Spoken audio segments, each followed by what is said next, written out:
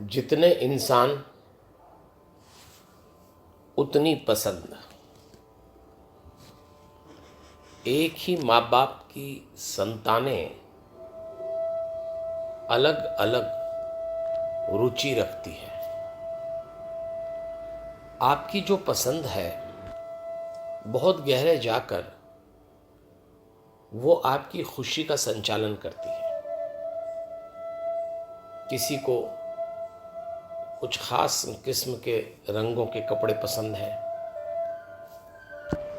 भोजन को लेकर सबका अपना अपना स्वाद है, लेकिन ध्यान रखिएगा,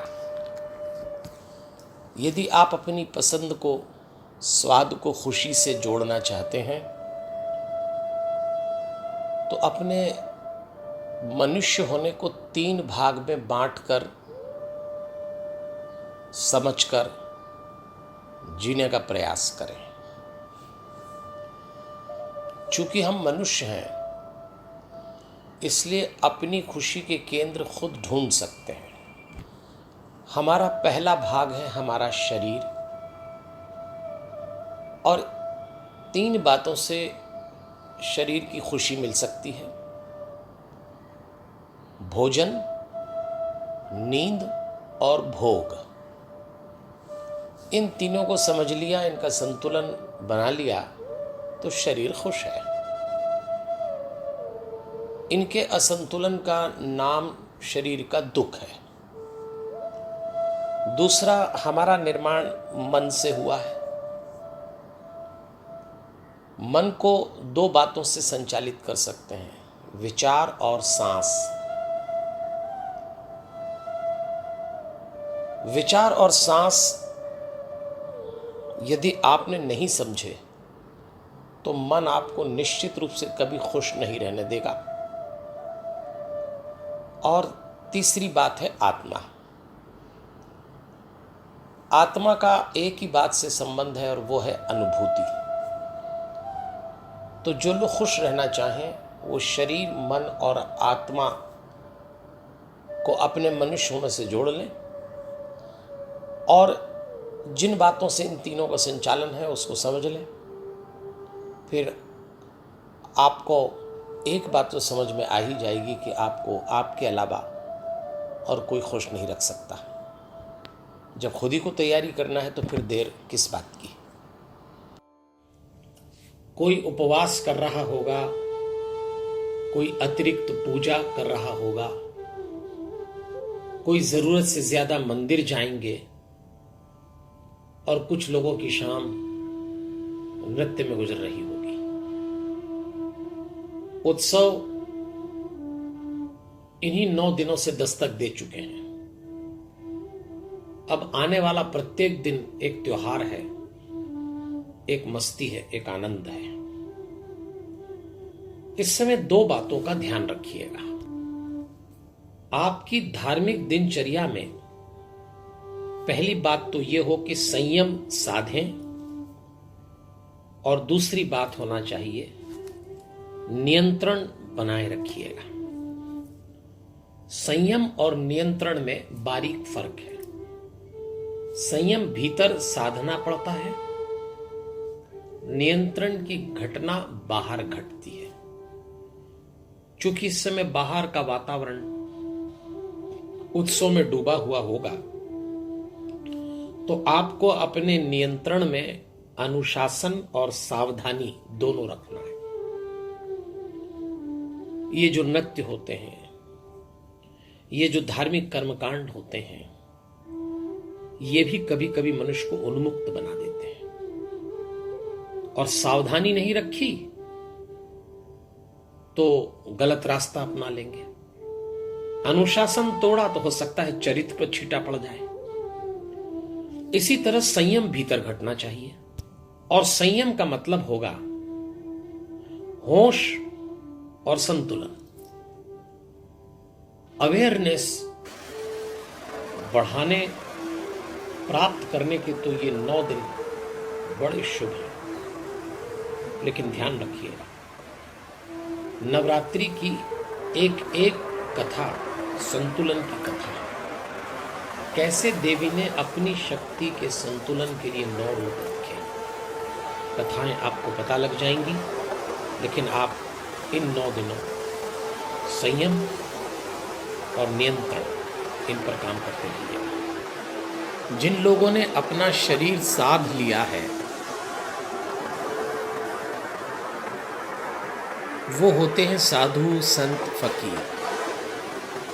इन्हें आप तपस्वी भी कह सकते हैं। ऐसे लोगों ने शरीर साधते समय अन्न पर बहुत काम किया। ये लोग जब उपवास करते हैं तो सही मायने में उपवास होता है। लेकिन हमारे देश में उपवास करने वाले और भी कई लोग हैं। उनमें सामान्य भक्तजन बहुत बड़ी संख्या में हैं।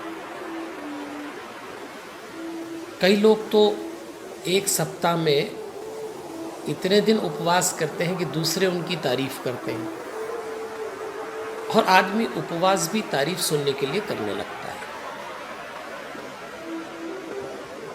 बहुत कम लोग जानते हैं कि उपवास का सही अर्थ क्या है। 3 बातें जब पूरी होती हैं तब उपवास होता है। पहला, पास में बैठना, उपवास। किसके पास में बैठना? परमात्मा के, परम शक्ति के। जिस दिन आप उपवास कर रहे होते हैं उस दिन आपकी तैयारी उसके पास में बैठने की है। और जब किसी बड़ी हस्ती के पास में बैठे तो अपने शरीर को इस योग्य बनाना पड़ता है। इसलिए कहा है उपवास में फलाहार लें, ताकि आपके शरीर से डकार, अन्य कोई दुर्गंध ना आए।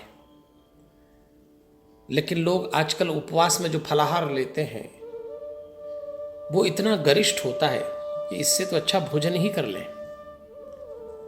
उपवास का दूसरा मतलब है फलाहार। अन्न से मन बनता है। फलाहार का मतलब फल लें जो आपको हल्का बनाए। पर अब तो पता नहीं क्या क्या लिया जाता है उपवास में। और तीसरा, उपवास का जो सबसे महत्वपूर्ण कारण है कि जब आप थोड़ा अपने शरीर को भूख से परिचित कराते हैं, सामान्य अन्न भोजन नहीं लेते हैं, तो भूख के कारण आपकी शक्ति केंद्रित हो जाती है। उपवास का महत्वपूर्ण यौगिक कारण है अपनी शक्ति को एक जगह केंद्रित करना। तब उपवास फलदायी होता है। तो जब कभी उपवास करें इन 3 बातों का भी ध्यान रखें। विपरीत परिस्थितियों में, संघर्ष के समय मुस्कुराना एक ताकत है। लेकिन ये याद रखिएगा कि जब सामने बड़ी चुनौती खड़ी हो तो आपकी मुस्कान आपकी प्रेरणा बनना चाहिए। तो मुस्कान के पीछे आपका भाव क्या है? आप क्यों हंस रहे हैं? चलिए इस बात को समझते हैं रावण के चरित्र से। सामने राम जी की सेना पहुंच चुकी थी। एक विश्व विजेता के लिए इतनी बड़ी चुनौती खड़ी थी, युद्ध होने वाला है। और उस समय रावण ने 2 काम किए थे, हंसा भी था और अट्टहास भी किया था। बाहर से इस दृश्य को देखें तो ऐसा लगता है कि रावण आत्मविश्वास से भरा है, ऐसे हाल में भी हंस रहा है। लेकिन थोड़ा भीतर स्थितियों को पकड़ें तो रावण की हंसी के पीछे अहंकार और अट्टहास के पीछे मूर्खता थी। हम ऐसा ना कर जाएं। इसलिए तुलसीदास जी ने इस दृश्य में लिखा, देखहु बन रन केरी ढिढाई, बिहसी निशाचर सेन बुलाई। लंका में हल्ला होने लगा तो अहंकारी रावण ने क्या किया? अपने लोगों से कहा कि इन बंदरों की ढिठाई तो देखो, और हंसते हुए सेना बुलाई। क्योंकि इस हंसी के पीछे अहंकार काम कर रहा था। फिर उसने अपने लोगों से कहा कि मेरे राक्षस भूखे हैं और ये बंदर अपनी मौत के कारण आ गए, हमें घर बैठे भोजन मिल गया। अस कही अट्टहास सठ कीना, ग्रह बैठे आहार विधि दीना। ऐसा कहकर उस मूर्ख ने अट्टहास किया। बस तुलसीदास जी हमको यही समझाना चाहते हैं, विपरीत परिस्थिति में आत्मविश्वास के साथ मुस्कुराएं तो अच्छा है, लेकिन अहंकार और मूर्खता से अगर ये काम करें तो आप रावण की तरह अपने पतन की तैयारी कर रहे हैं।